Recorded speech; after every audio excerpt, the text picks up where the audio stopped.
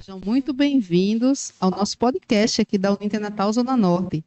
E nós estamos aqui com a nossa Semana Acadêmica em Teologia e hoje é o nosso terceiro dia.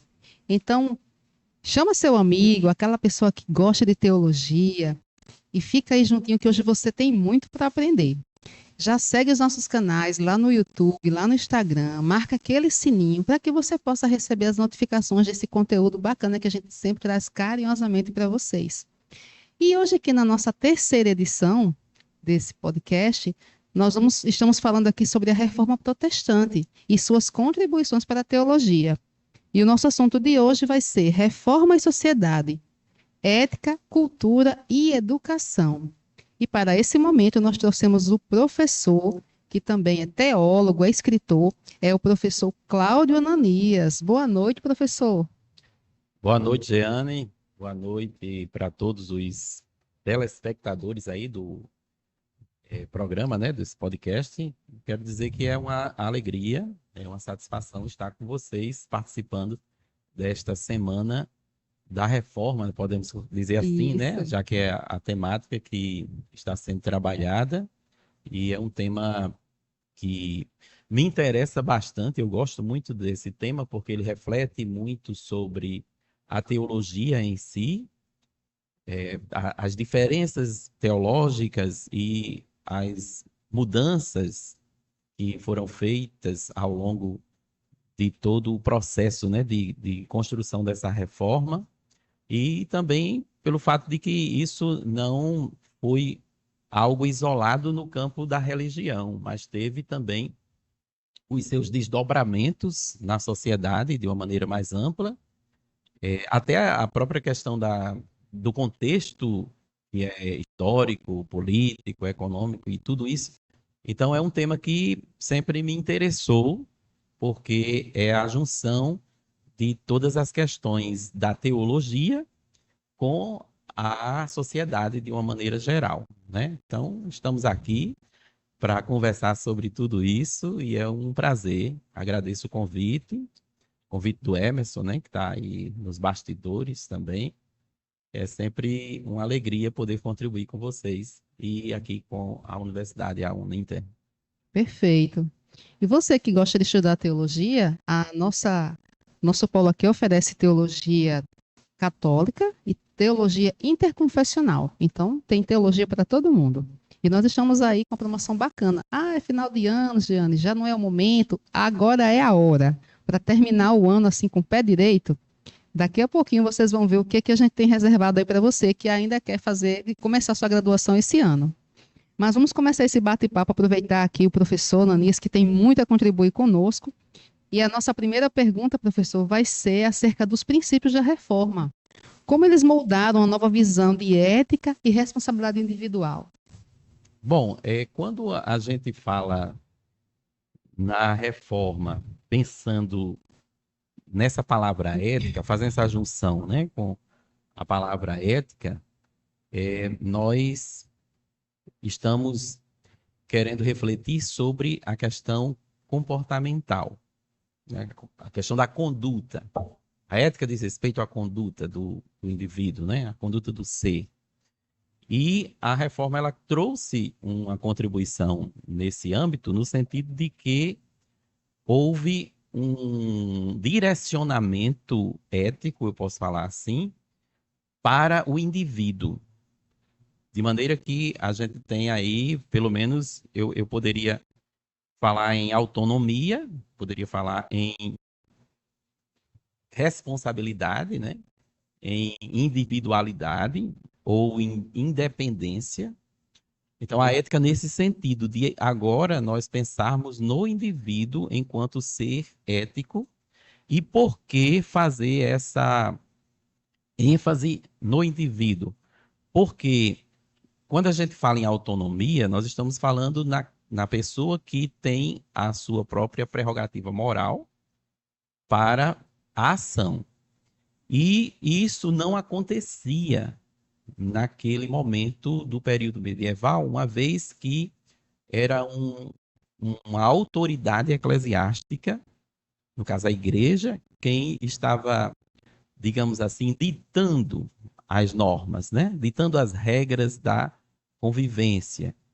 E não era o ser autônomo que estava ali, mas as pessoas estavam refém de uma interpretação, refém de uma mensagem, de uma palavra, que elas não conheciam a sua origem, elas não conheciam o, o seu cerne, digamos assim, no sentido de ir lá no texto, Na fonte, na né? fonte.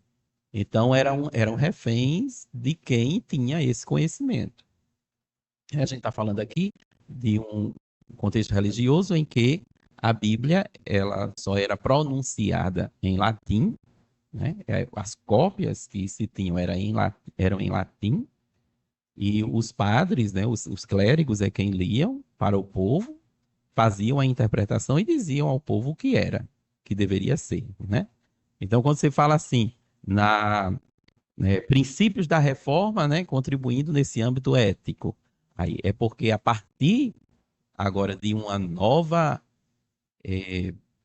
forma de interagir com o texto, né, a pessoa ela se torna independente, se torna Perfeito, autônoma e agora ela tem a sua própria responsabilidade.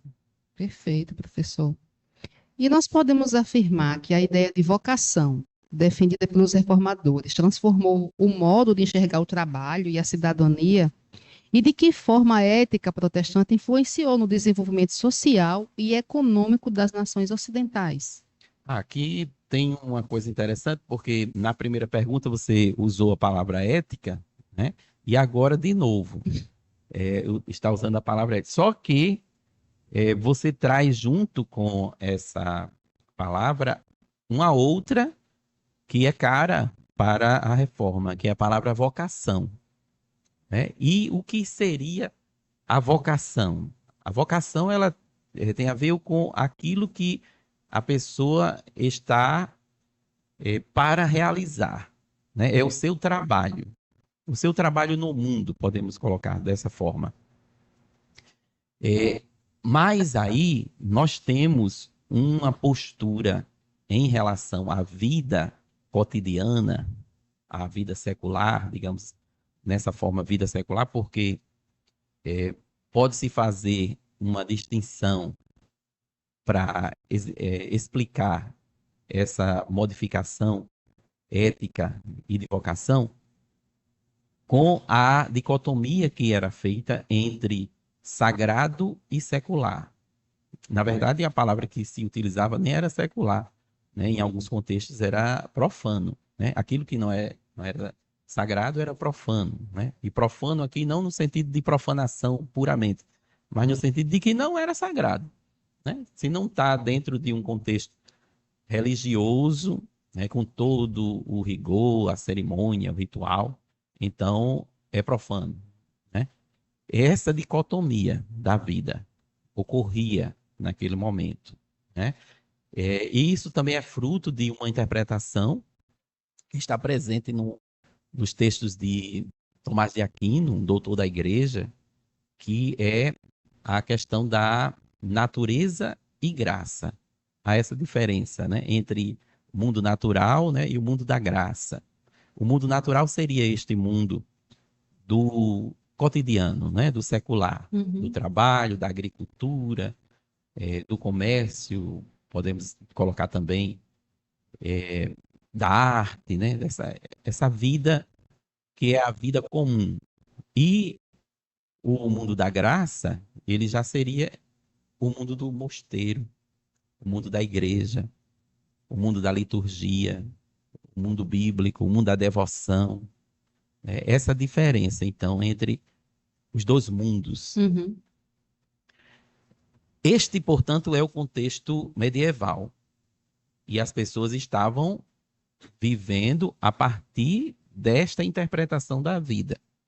Mas a reforma, ela traz agora um novo olhar e uma nova postura para a vida, que é fazer a junção dos dois mundos, no sentido de não colocar diferença. Mas aí, porque o ser humano ele é um ser completo. Então, a ética, ela está na vocação. Se eu tenho habilidades, se eu tenho algum talento, aquilo que eu vou realizar como profissão, eu devo fazer isso para glorificar a Deus. Eu não vou glorificar a Deus somente no ambiente litúrgico. Eu vou glorificar a Deus com a minha vida toda, né? E tem uma obra que trata muito bem disso, virou um clássico da sociologia, que é A Ética Protestante e o Espírito do Capitalismo, de um autor alemão chamado Max Weber. E Max Weber, ele analisa a sociedade, ou as sociedades, né, que foram se constituindo a partir da reforma. Então, ele dedica um tempo para trabalhar o luteranismo, depois ele trabalha o calvinismo, que já tem uma pegada mais radical, né, mais forte. Tem o pietismo também, o puritanismo, e ele vai analisando essas sociedades a partir dessa nova configuração de entendimento da vida, não é? E isso é interessante porque se você olhar as Institutas de Calvino, que é a obra magna dele, né? Ele tem uma separação entre a queda, ele fala sobre a queda do homem, tem uma outra seção que ele fala sobre a restauração ou a redenção, mas antes ele fala sobre a criação. Então a gente tem um tripé aí que nós podemos colocar, que é a questão da criação, da queda e da redenção. Agora, você olha para o ser humano e para a sua vida, considerando esse todo. O homem, ele é visto assim. Aí, olha que curioso a descoberta de Max Weber a partir dessa análise que ele faz, né? Porque ele está juntando aí duas coisas. Quando a gente pega o título da obra, A Ética Protestante e o Espírito do Capitalismo. Ele está falando sobre ética protestante, o que é, e é isso que eu coloquei agora, né? E espírito do capitalismo, que é o trabalho, porque é o trabalho que produz riqueza, né? Que produz a prosperidade. Eu fiz até uma anotação aqui de uma expressão que ele traz nessa obra, e ele sintetiza assim: o único modo de vida aceitável por Deus não estava na superação da moralidade mundana pelo ascetismo monástico. Ascetismo monástico seria o mundo da graça. Sim. Né? Mas unicamente no cumprimento das obrigações impostas ao indivíduo pela sua posição no mundo. Essa era a sua vocação. Então, qual é a tarefa de vida, né, do indivíduo? É glorificar a Deus com a sua vida toda. Perfeito. A gente tem uma expressão que se desenvolveu também a partir disso, que é a questão do mandato cultural. O que é o mandato cultural para o crente, né? Para o salvo em Cristo? Toma de empréstimo aquela expressão lá de Gênesis 2:15, que Deus colocou o homem no jardim do Éden para o lavrar e o guardar. Está escrito assim, né? Então, duas funções do homem: o cuidado e a proteção. Se Deus colocou esta função para o homem, e a gente, se for olhar assim, lavrar é o quê? Trabalhar. Sim. Guardar, né? O cuidado, né? A proteção. Isso é da vida, vou usar aqui o termo secular, né? Isso é da vida, fazer isso. Mas é um mandato de Deus. Deus deu ao homem essa ordem. Vocês devem fazer isso. Se foi Deus quem deu, Deus quem estabeleceu essa realidade na vida humana, então ela é sagrada. Agora, eu não posso falar simplesmente, não, isso aqui é secular. Por isso que quando eu fui usar a palavra secular, eu disse, não, deixa eu usar aqui a palavra. Porque no final das contas, o mandato cultural ele está refletindo sobre o homem como um ser total, completo. E não há mais que se fazer essa dicotomia. Inclusive, recentemente, dois autores norte-americanos, eles começaram a trabalhar muito bem isso aí, a partir de um outro, que foi o Francis Schaeffer, um teólogo e filósofo calvinista, né?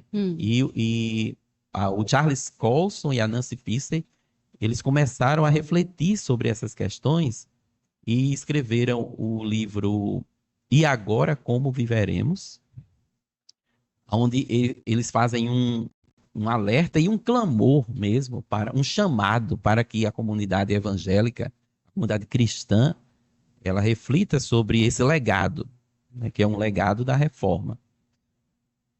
E o livro da Nancy Pearcey, que é Verdade Absoluta, Libertando o Cristianismo de seu Cativeiro Cultural. Olha só o subtítulo, né? Libertando o Cristianismo de seu cativeiro cultural. Porque o cativeiro cultural do cristianismo, é claro que ela está fazendo uma metáfora, né? Sim. É o quê? É essa dicotomia que a gente faz da vida, né? Quando até em outras sociedades, em grupos primitivos aí,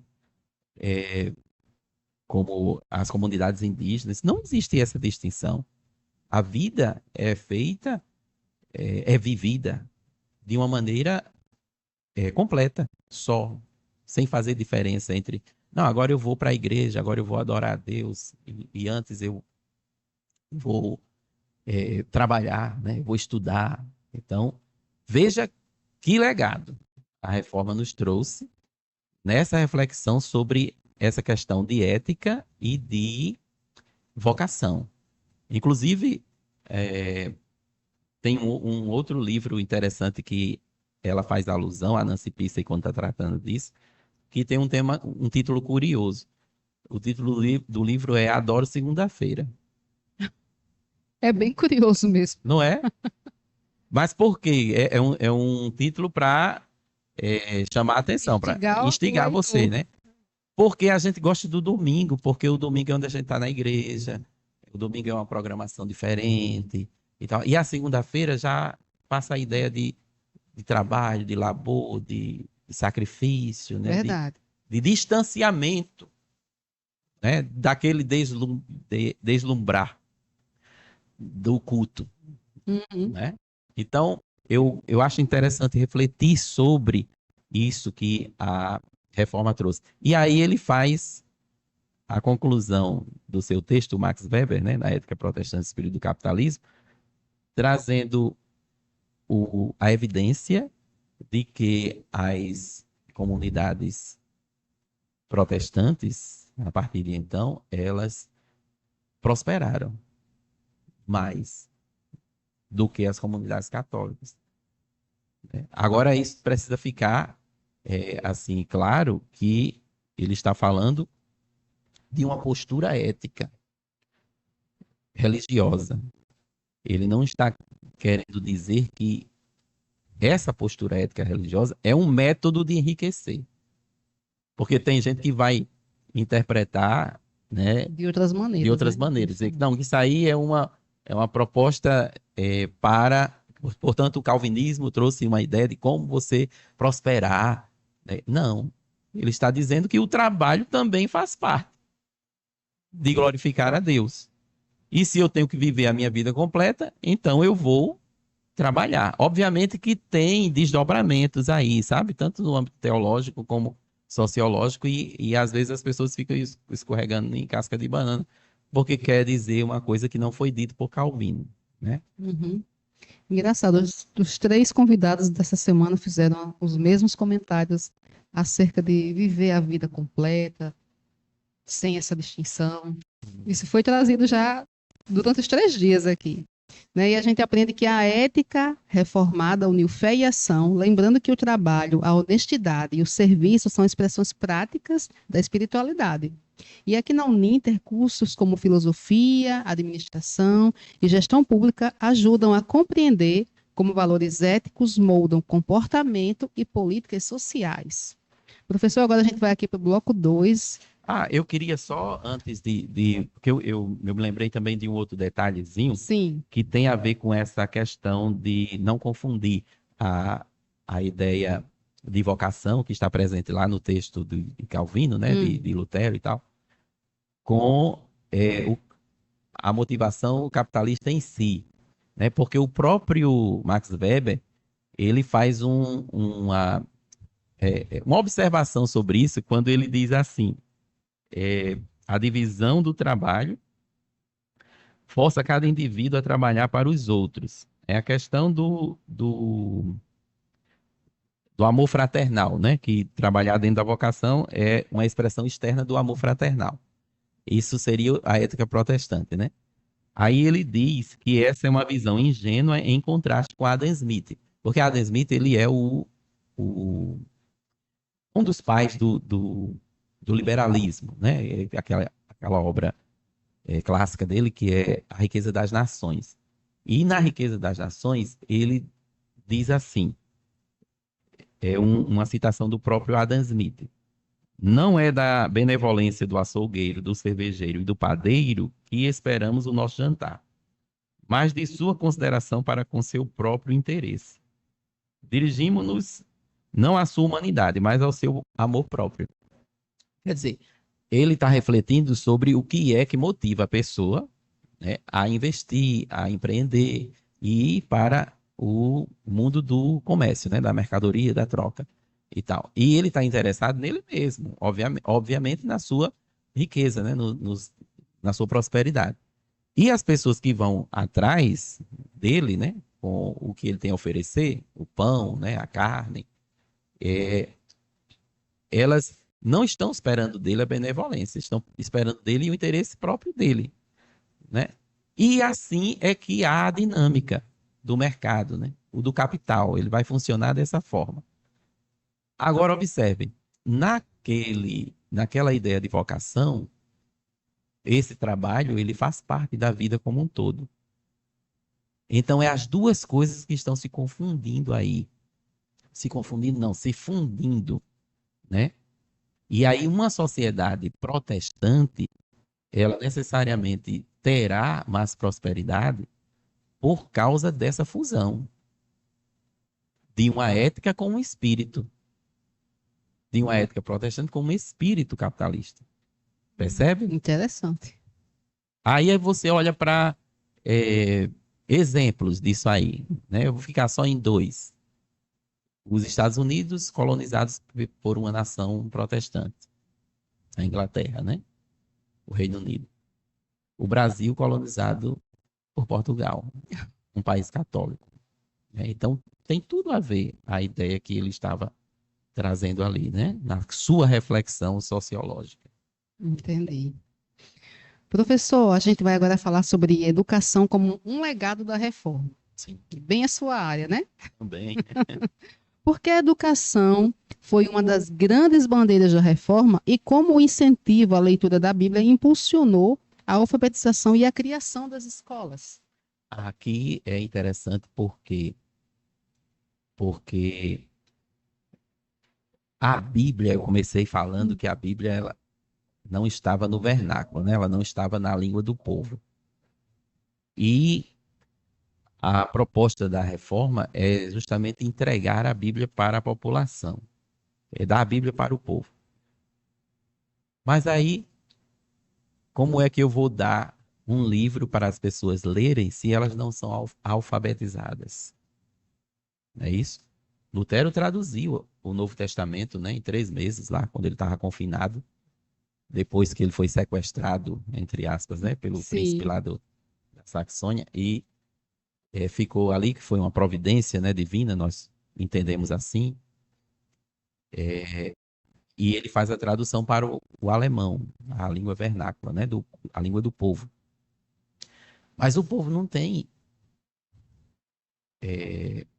como ler, porque não são alfabetizados.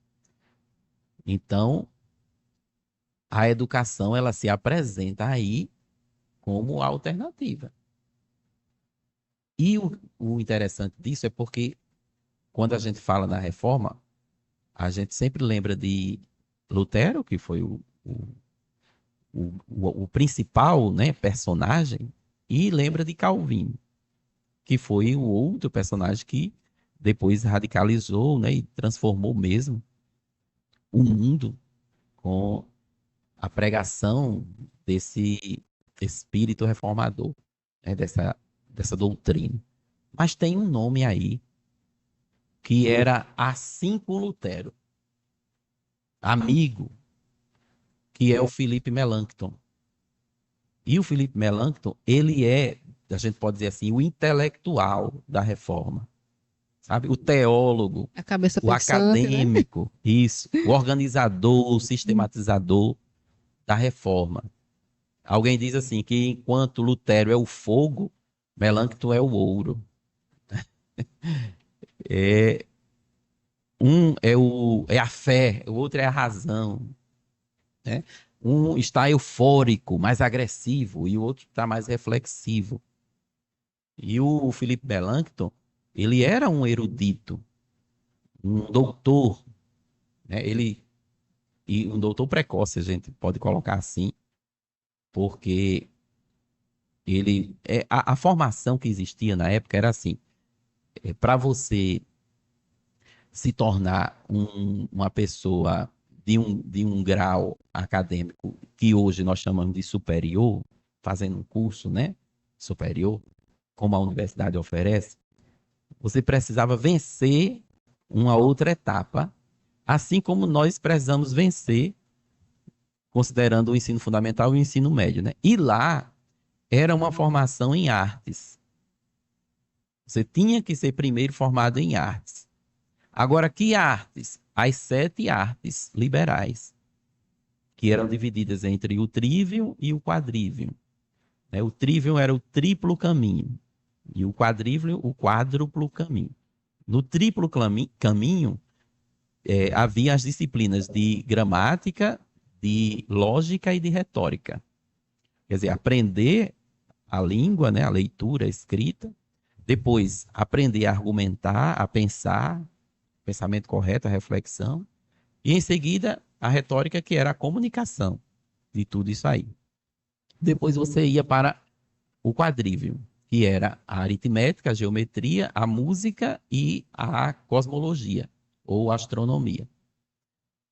As 3 primeiras do trivium eram as artes da palavra, e as 4 últimas eram as artes matemáticas. Então, depois que você se formasse, você era formado então em arte. Agora você poderia ir para o direito, poderia ir para a filosofia, né? E poderia ir para a medicina. Então, estas eram as formações que estavam lá. E o Felipe Melanchthon, ele formou-se assim muito novo e se tornou professor de hebraico, professor de grego, inclusive o primeiro dicionário de hebraico alemão, e depois ele fez também o dicionário de grego alemão, né? Está na autoria deste erudito. E quando ele vai ensinar na Universidade de Wittenberg, ele se encontra logo com quem? Com Lutero. Aí é o encontro perfeito, né? É a amizade perfeita e Deus une os 2 ingredientes para mexer com o mundo, né? Para alterar o curso da história. E aí o Melanchthon, ele é considerado o preceptor da Alemanha, quer dizer, o grande mestre, o grande professor da Alemanha. Ele começa a implantar escolas. Ele é convidado para mais de 50 cidades para implantar escolas e oferecer o seu método de aprendizagem, né? Que incluía a instrução, incluía a, a virtude, também estava ali presente, de maneira que onde houvesse uma igreja, teria que haver também uma escola. E mais que isso, se a educação na época era somente para o clero e para a nobreza, agora a educação é para toda a população. Para homens, para mulheres, para crianças, para meninos, para meninas. Então é uma revolução. Uma grande quebra de paradigma. Exatamente, na educação. E olha só, de novo, o legado para os Estados Unidos. Quando a gente vê, por exemplo, universidades famosas como Harvard, Princeton, Yale, né? nós olhamos para o lema delas, que são lemas reflexos do princípio reformador. A universidade, eu anotei aqui, a Universidade de Yale, é Lux et Veritas, quer dizer, luz e verdade. Eles usavam no latim, né? A expressão. Observe a de Princeton, Dei sub nomine vincit, quer dizer, sob o poder de Deus, ela florescerá. E a Universidade de Harvard, que é Veritas Christo et Ecclesia, quer dizer, verdade para Cristo e para a igreja. Então, a educação, para falar do protestantismo, aí vai ter que engolir essa. A educação popular, a educação para todos, é fruto da reforma. Que legal. Alto aprendizado aqui hoje, viu, minha gente? Professor, que lições a reforma deixa para a educação inclusiva e crítica do século XXI? Olha, eu colocaria assim, até eu expandiria essa questão, porque a educação inclusiva para todos, né? Eu já até respondi nesse sentido de que se é para todos, então tem que incluir todas as pessoas, inclusive aquelas pessoas com necessidades especiais, né? Perfeito.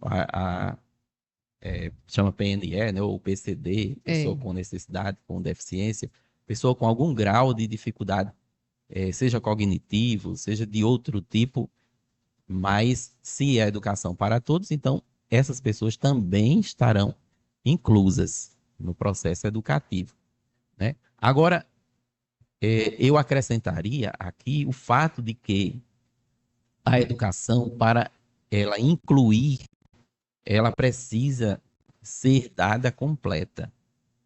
E uma educação completa com os princípios reformadores, ela não se restringe somente à questão do conhecimento científico. Ela não está preocupada única e exclusivamente com a técnica. Ela também se responsabiliza pelas virtudes, pela moral. E isso tem que ser também colocado. E aí é uma reflexão mesmo para hoje, né? O cenário da educação, ele excluiu essa parte das virtudes. Se você pegar pelo menos 4, que é a educação, 4 modelos de educação, né? A educação judaica, a educação grega, a educação medieval e a educação da reforma, a partir da reforma, você verá que as virtudes estão presentes em todas elas. A educação judaica, a Torá, né? Os 5 primeiros livros da Bíblia, que estão lá, a lei, né? A expressão da lei de Deus. Se você for para a educação clássica, a educação grega, está presente ali também as virtudes. Ele tem a ginástica, a filosofia, né? Mas a lógica, mas as virtudes também estão presentes, porque elas é aquilo que forma o caráter do ser. A educação medieval, que é essa que eu fiz referência ao Melanchthon, da sua formação, né?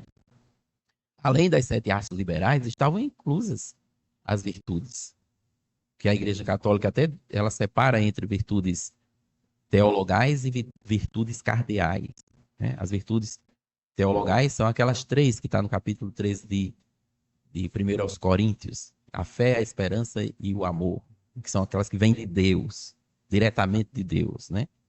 E as virtudes cardeais são as outras que devem ser cultivadas mesmo e aprendidas desde a infância, né? Como a coragem, a justiça, né? A prudência. Então, nós não podemos sair de uma reflexão sobre educação sem considerar que a educação moderna, ela abandonou esse âmbito de formação do caráter do ser. e ficou interessada somente na parte técnica, né? Só que com isso ela também incorreu num grande problema, que eu sempre digo assim, quando você tira um copo do lugar, você coloca outro. Você não deixa vazio, não. Você sempre vai ter que colocar alguma coisa no lugar. Se você tirar as coisas que estão aqui em cima dessa mesa, você não vai deixar ela vazia. Você vai colocar outras coisas.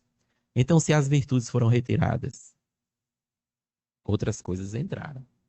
E aí é só você ir fazer uma visita numa escola pública, ou mesmo numa escola particular.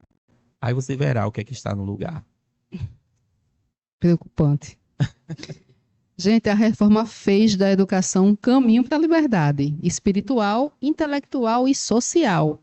E cursos como o de pedagogia, educação e letras aqui da Uninter continuam essa missão de formar pessoas para o conhecimento e para a cidadania. E falando em educação, deixa eu mandar para vocês aqui um recadinho especial da promoção bacana que a gente está tendo aqui, que é a oportunidade que você estava esperando para começar sua graduação ou fazer sua pós.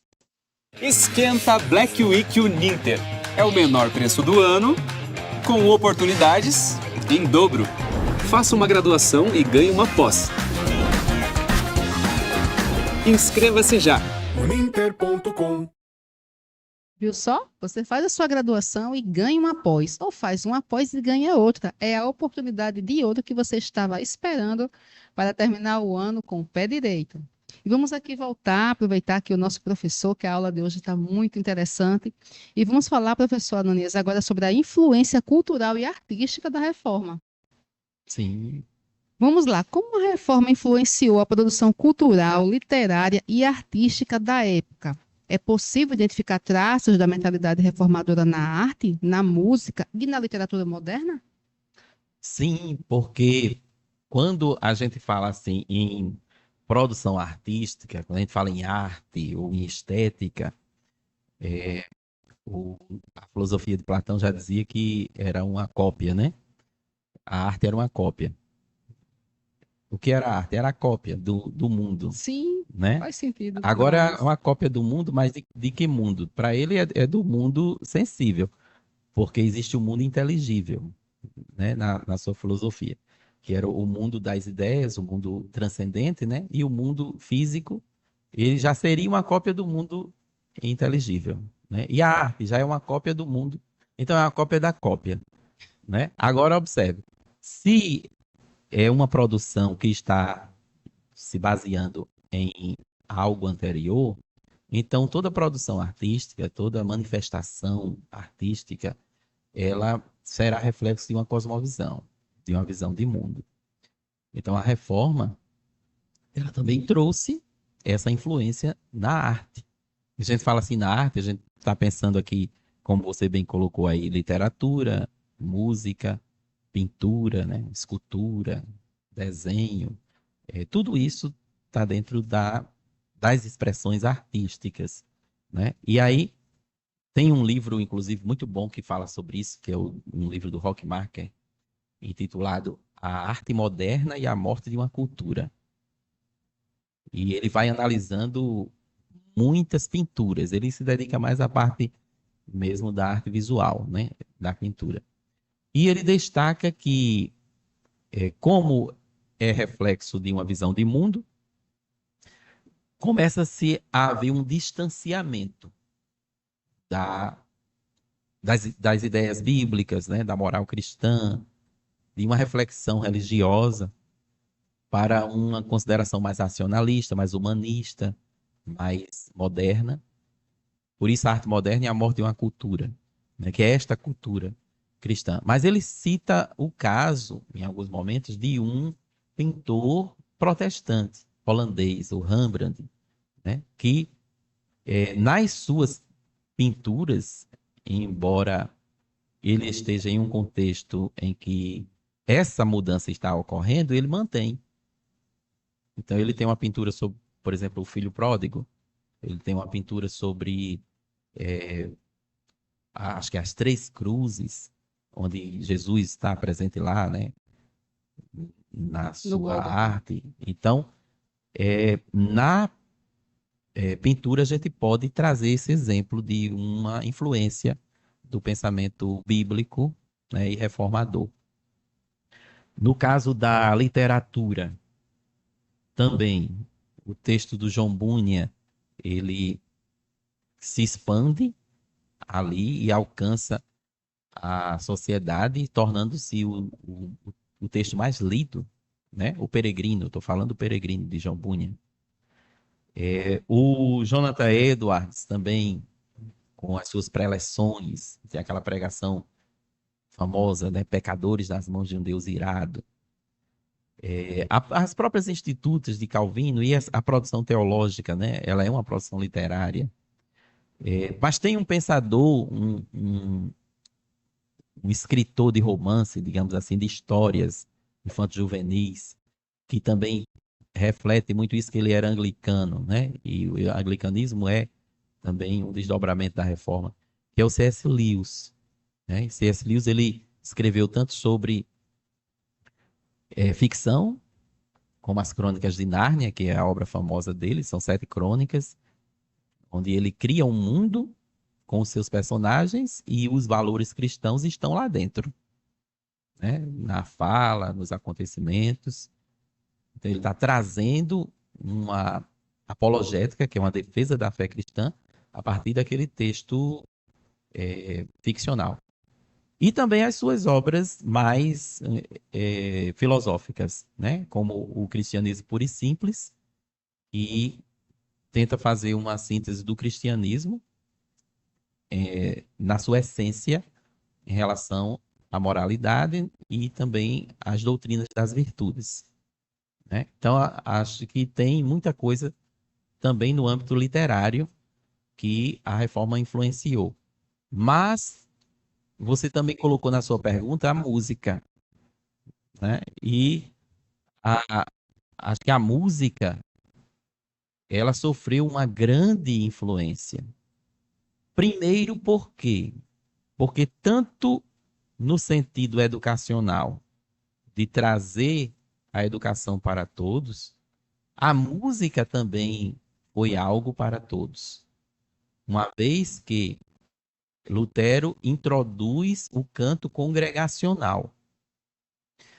Lembre que antes o cântico litúrgico ele era somente também do clero, assim como a educação. Verdade. Né? Era um cântico também somente em latim.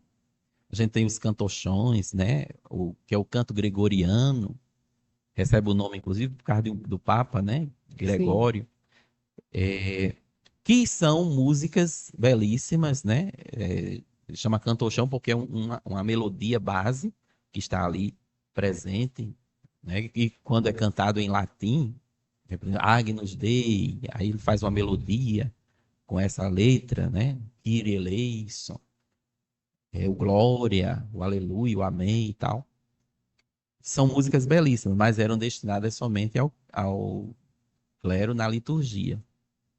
E a reforma ela faz o quê? Ela expande o cântico para a congregação. Todos podem cantar, as mulheres podem cantar, né? E tem a música famosa dele que é conhecida como o hino da reforma, que é o Castelo Forte, né? Perfeito. Um hino de autoria do próprio Lutero.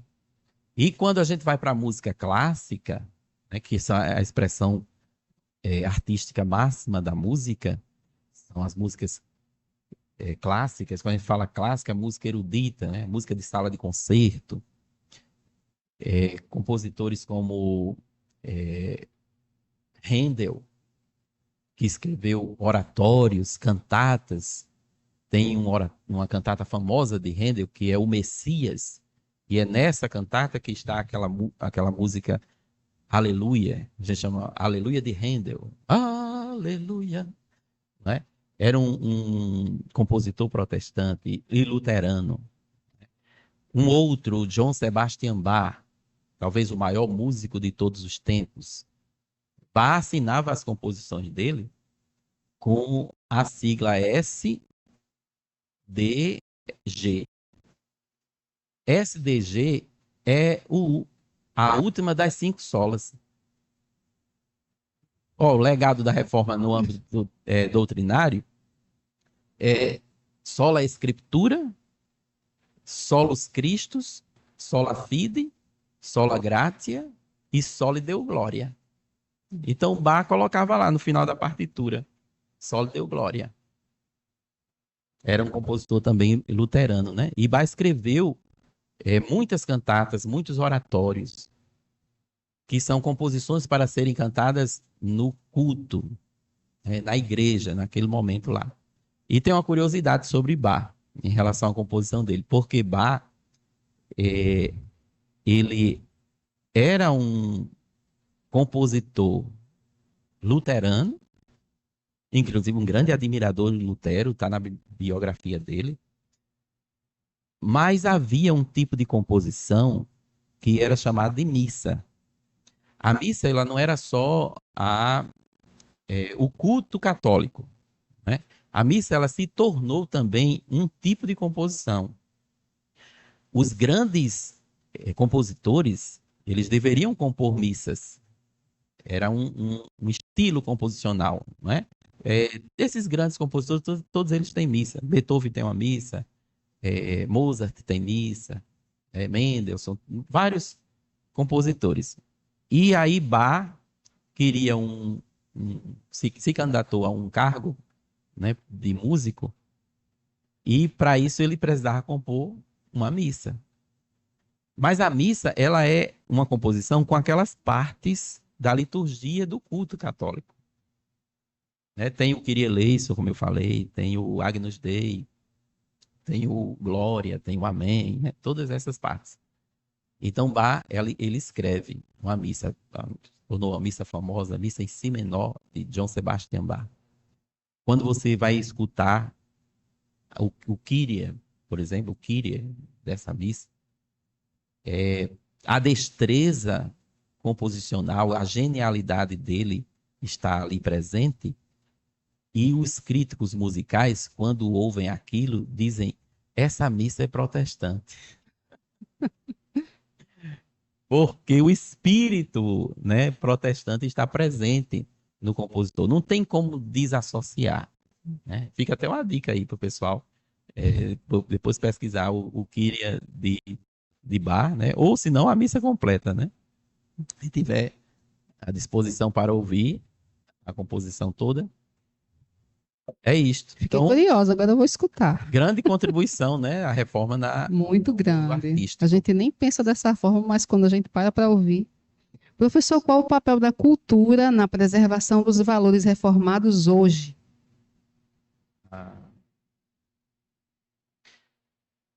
Olha, você falou assim, valores reformados e cultura. Né?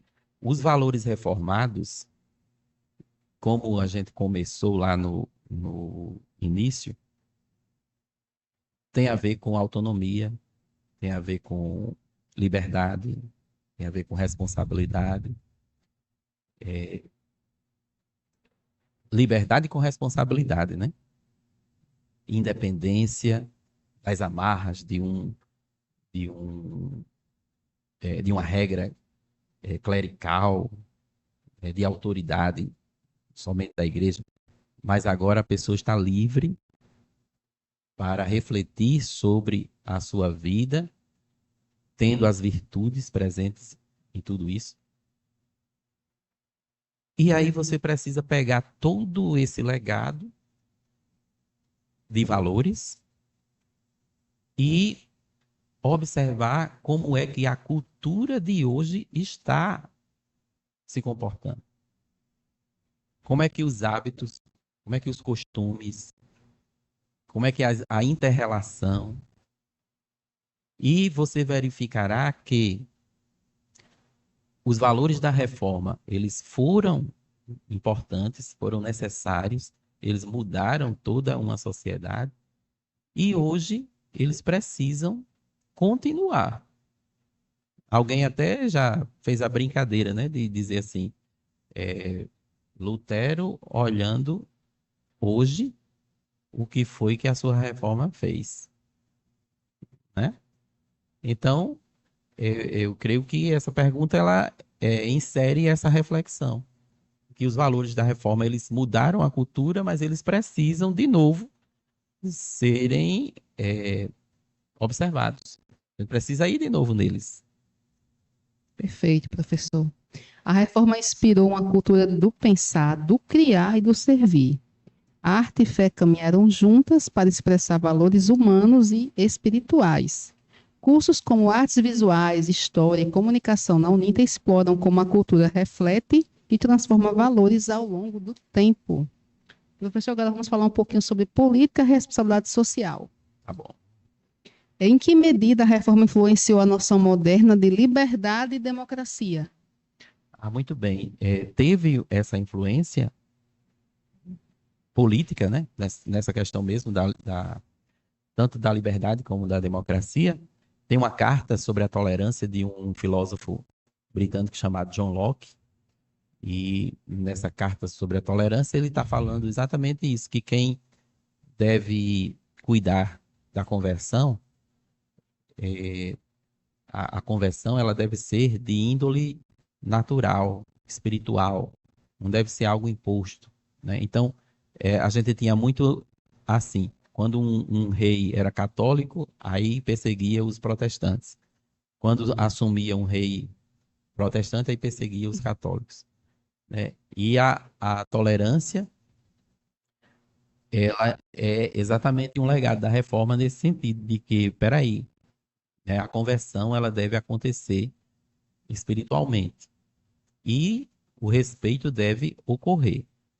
Então, eu diria que esse ponto, né, da liberdade, da democracia, da laicidade, né, porque agora separou-se, a igreja não é mais o poder político, que no mundo de então era, né, anterior à reforma.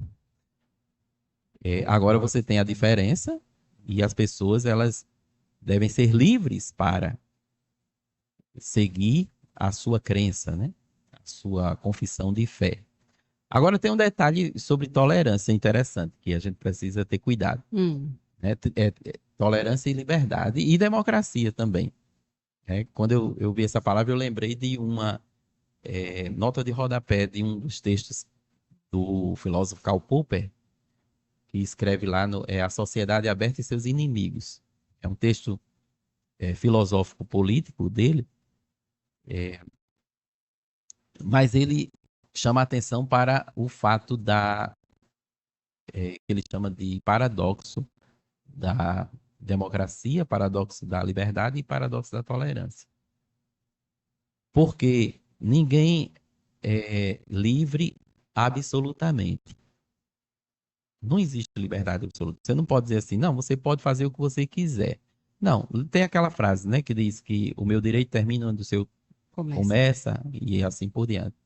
Então, liberdade tem um limite. Qual é o limite? De não interferir no outro. Perfeito. Da liberdade do outro, né? O paradoxo da democracia é quando ele diz que uma sociedade democrática ela leva ao poder um ditador, um tirano. Quem é que coloca um tirano no poder? O povo. Então é um paradoxo, né? O paradoxo da liberdade é esse. Não pode haver liberdade absoluta, porque senão você coloca em risco a própria liberdade. E o paradoxo da democracia, da tolerância que ele traz, que é o tema aqui, ele diz que, por mais paradoxal que seja, defender a tolerância exige não tolerar o intolerante. Porque se você tolerar o intolerante, você põe em risco a própria tolerância. Porque o intolerante pode dizer, não tolero você. Perfeito. Né? Excelente colocação. Então, a reforma ela foi importante nesse sentido de trazer a liberdade e a tolerância e a separação entre igreja e Estado. Mas a gente tem que pensar sempre na liberdade com responsabilidade. Perfeito. Temos um comentário aqui de um dos nossos telespectadores, o professor Danúbio. Um abraço, professor. Mandou os parabéns pela excelente exposição, aula muito profunda, esclarecedora e objetiva. Mandou parabéns para você, professor Ananias. Obrigado. É o Danúbio que também já esteve aqui. Palestrou aqui conosco. É uma honra receber seu comentário, viu, Danúbio? Maravilha. Deixa eu me ver aqui. Há um paralelo entre os valores reformados e os princípios da justiça social contemporâneos? O que significa exercer responsabilidade social à luz dos ensinamentos da reforma? Olhe, quando nós falamos em justiça social, nós precisamos ter muito cuidado com essa expressão, porque ela ligeiramente é uma coisa boa. Ela apresenta-se como algo positivo, né? Mas a justiça social, ela não pode ser confundida com a justiça bíblica. E eu vou mostrar para vocês a diferença a partir de um texto que eu recomendo bastante, fortemente, que é olha o título do livro, Por que a justiça social não é a justiça bíblica? De um autor americano chamado Scott David Allen. E a justiça bíblica, ela é uma justiça que tem como base a cosmovisão judaico-cristã. Portanto, com todos os seus valores e princípios. A justiça social, esse nome justiça social, ele tem como base a ideologia marxista. Então, só aí a gente já percebe uma grande diferença. Alguns paralelos que eu selecionei aqui. Olha, a justiça bíblica, ela traz o padrão moral de Deus.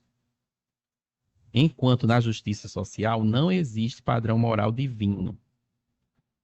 A causa aqui entre aspas, né? Que é a revolução, é quem dita as regras. Eu devo agir em função da revolução. Eu devo agir em função da causa. Então veja que é diferente do padrão moral divino, né? Então é para ter cuidado com essa expressão justiça social. Outra coisa, a justiça bíblica, ela tem como base o decálogo, que são os 10 mandamentos. Ela tem como base o Sermão da Montanha de Jesus. Ela tem como base a Bíblia. A justiça social, por outro lado, ela tem como base o Manifesto Comunista, de Karl Marx e Engels. Né? E todos aqueles textos que não precisa a gente citar para não dar ibope. Não mesmo. A justiça bíblica, ela preserva a autoridade e a hierarquia, porque é ordem.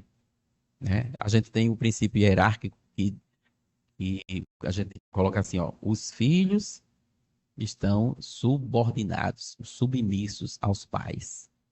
Né? Um empregado está subordinado ao seu patrão. Né? Um soldado está subordinado a um sargento, que está subordinado a um tenente, que está subordinado a um coronel, né? E assim por diante.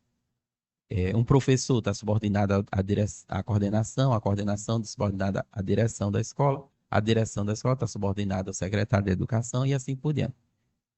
Por que isso? Porque existe uma autoridade acima de tudo e de todos, que é Deus. Então, o princípio hierárquico e de autoridade, ele é um dos princípios da justiça bíblica. No caso da justiça social, eles vão chamar isso, sabe de quê? Sistema opressor. Não, é o sistema opressor, é aquela divisão entre nós e eles, né? Entre os proletários de um lado e os burgueses do outro lado, né? A expressão marxista está ali presente, né? A justiça bíblica, ela fala sobre igualdade a partir do amor e da voluntariedade. Enquanto a justiça social, ela está pensando na igualdade forçada pela ditadura do proletariado. Então tem outra diferença grande aí, né? Mais um. A justiça bíblica, ela respeita a individualidade do ser. Você é uma pessoa. Por quê? Você foi feito à imagem e semelhança de Deus, então você é um ser individual que tem os seus valores e tal. A justiça social, ela pensa no coletivismo. Só para você ter uma ideia, ela não está pensando na mulher, ela está pensando no feminismo. Ela não está pensando no negro, ela está pensando no negrismo. Ela não está pensando no índio, está pensando no indigenismo. e assim por diante. Ela retira a individualidade da pessoa e coloca-o apenas como parte de uma coletividade. A identidade, portanto, é perdida. Então, é preciso ter cuidado com a palavra, com a expressão justiça social, porque ela está calcada, fundamentada em referências que não são da cosmovisão judaico-cristã. Perfeito, professor. A nossa equipe aqui já nos avisou que muitas pessoas curtindo aqui o nosso podcast. Um abraço para os nossos telespectadores, o pessoal de algumas igrejas que estão acompanhando e estão elogiando aqui o podcast, dando os parabéns para o professor. Estou muito felizes. E a gente também já está chegando aqui na reta final do nosso podcast e vamos aqui para a pergunta final, professor. Sim. Que mensagem você deixaria sobre o papel da ética e da educação na construção de um futuro mais justo? Olha, eu vou dizer assim que nós precisamos, de novo, ter cuidado para não fazer confusão de termos.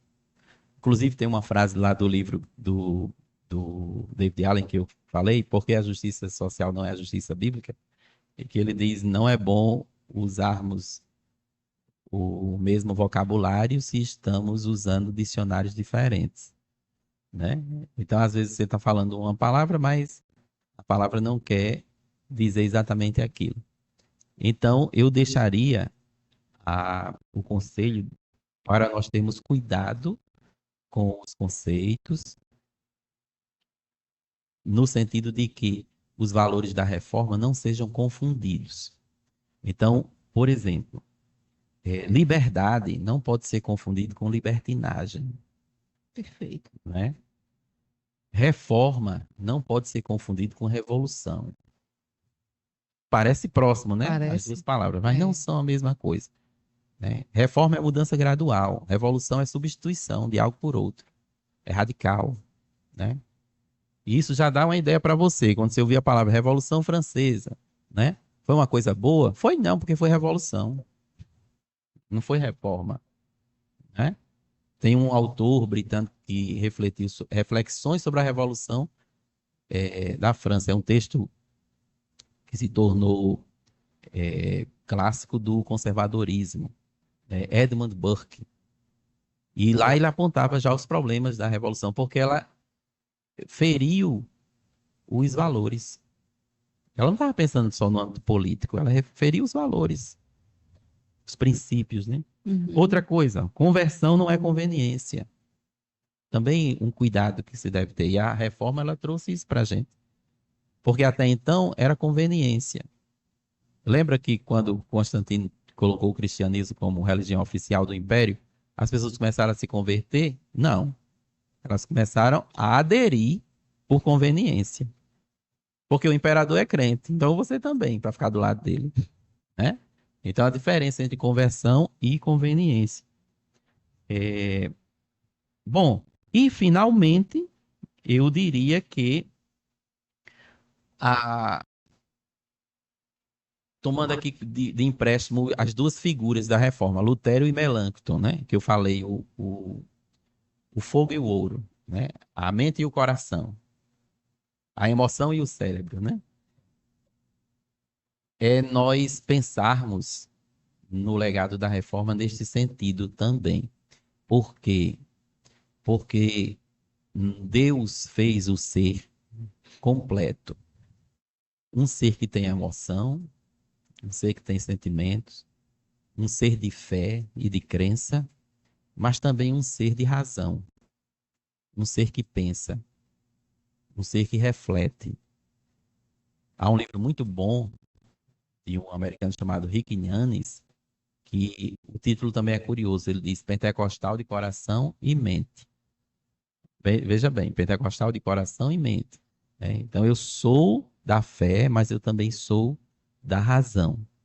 Né? E a gente precisa, então, disso aí. Um grande apologista cristão, já falecido, resumiu muito bem isso dizendo assim: Deus colocou o suficiente neste mundo para que a fé nele seja algo bem racional, mas não colocou o suficiente para vivermos só pela razão. Toda visão de mundo tem de reunir a fé e a razão. E a reforma trouxe para nós esse legado. Perfeito. Muito boa colocação. Bom, creio que é isso. Muito bom. Ser reformador hoje é promover o bem, o conhecimento e o diálogo. Valores que atravessaram séculos e continuam relevantes, né, professor? Encerramos mais um episódio da nossa Semana Teológica, refletindo sobre os princípios da reforma e a sua relevância hoje.